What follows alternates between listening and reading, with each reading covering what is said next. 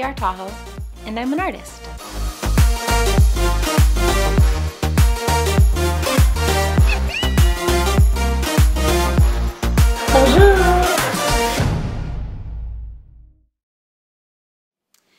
I grew up mostly in San Pedro, California. I was born in the Philippines, but I moved around the States a little bit, and I lived in Illinois, Tennessee, but spent the most time and really like developed who I was as a person in San Pedro. So it gave me a lot of my my grittier sensibilities. I was fortunate enough to grow up in an area where we had a lot of focus on arts, and I was able to really experience different facets of art within my community because of the, we called it the club that I went to. It was a boys and girls club, but I attribute a lot of my, my culture from that club. Where troubles melt like lemon drops way above the chimney tops, that's where you'll find me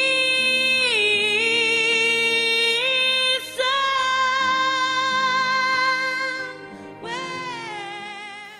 I've always been a singer. My mom says I used to sing somewhere out there around the house very loudly and throw my arms out into the air. But as far as like training, I was always in vocal ensembles. I was always in choirs. In high school, I was in high school, I was the president of our vocal ensemble. So singing was always a giant part of my life, and it was something that I was very passionate about. And with the ensembles that we did mix in a bit of drama into it. So a lot of the, a lot of the performances weren't just standing stagnant. There was a lot of acting involved, and that's pretty much where my training came from, but a lot of it was self-taught. I just would always sing all the time. Okay, so I did this gentleman's makeup. Wasn't he lovely? I'm just playing, here he is. What's your name? Rufio. I mean, duh. I'm so damn excited. Dream come true. Cheers, Rufio. Bangarang. Bangarang. I've always loved makeup, but I think it's my mom's fault that I fell into it so hard.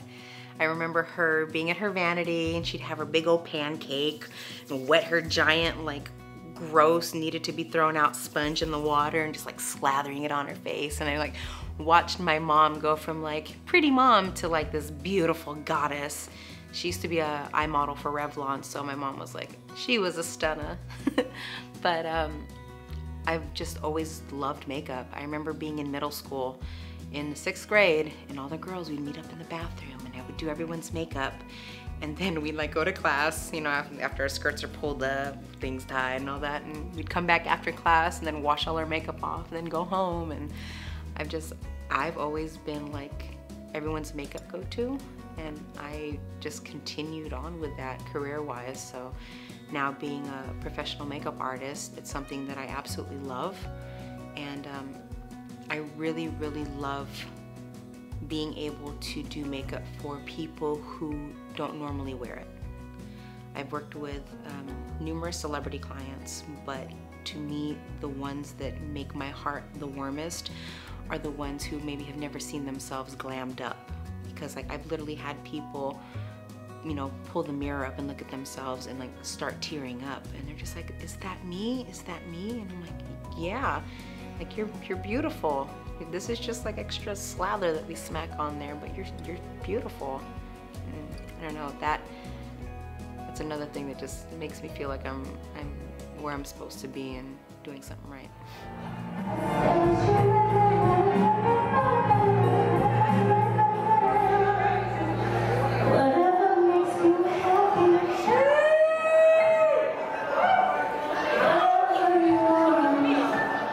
I like playing characters that make people laugh.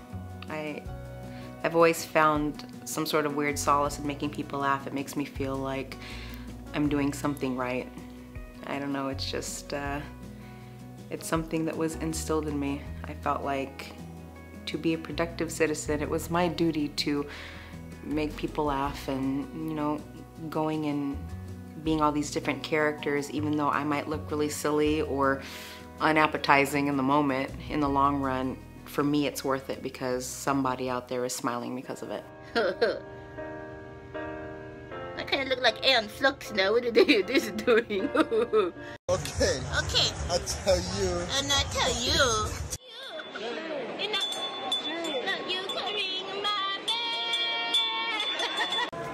Come on, come on. Are we gonna do the good challenge, okay? Come on, come on. Oh my gosh, Miss Swan. Whew. Yeah, that's a love-hate relationship for a lot of people, but I've always seen her in the positive light. The reason why I started doing impersonations of her was because of my mother, actually. My mom was very, very sick. As she was losing her independence, we would find ourselves frequently together watching TV in the front room. She'd be sitting on the couch, and we would watch Mad TV together, and I very rarely saw my mom laugh that hard. I mean, she would be in tears. So I kind of trained myself to sound like the character. And monkey in the bush, monkey in the bush, monkey in the bush. Okay.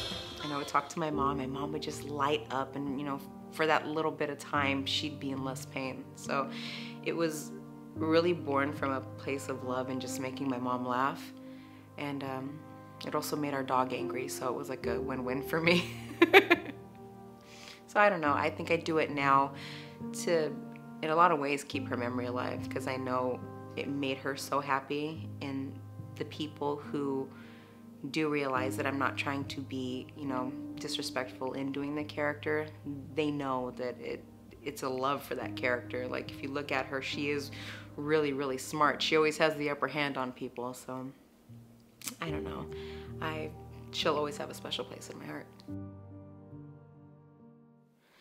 A couple of the standout performances that I remember, first when I was very young, we had in elementary school, we had a Disney showcase, and I was one of the soloists, and that always stuck out in my mind because it was such like a big moment for me. I was singing a Disney song in front of all these people, and then years later I actually got to perform at the Hyperion Theater at California Adventure in Disneyland, and being on stage, being a female version of the genie was like one of the coolest things, because the team at the time actually allowed me to have the backdrop to Friend Like Me.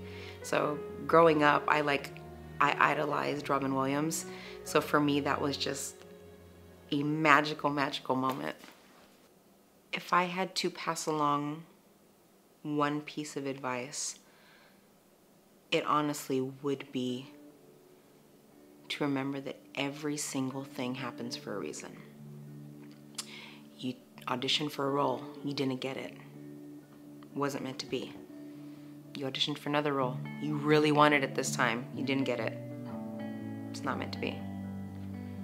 You auditioned for a role that you weren't that interested in, and you get it. And because of that role, it led you to a million other different things, and your career blossomed, and all these magical things started happening. Like, have faith in the process, and don't get caught up on every individual failure. Think of your failures as speed bumps. You know, you hit something, but you keep on trucking. Don't let those little speed bumps stop you from, you know, gaining that full momentum and going where, you know, your destiny is gonna take you. You're gonna hit a lot of speed bumps. Lord knows I did. Speed bump after speed bump. Hell, I'm hitting them right now. But if there's something in you that is telling you to keep on driving, keep on trucking, you have to. It's a shame if, you know, one speed bump makes your tire flat. No, get out of the car, fix your tire, keep going. Keep going, because life is short, but there are so many possibilities. And don't get caught up in the I can'ts or the what ifs or maybe I shouldn't. No, go for everything, do everything.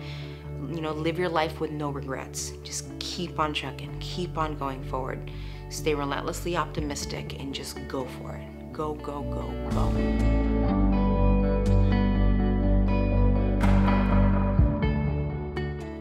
Rhapsody Artajo, and I'm an artist.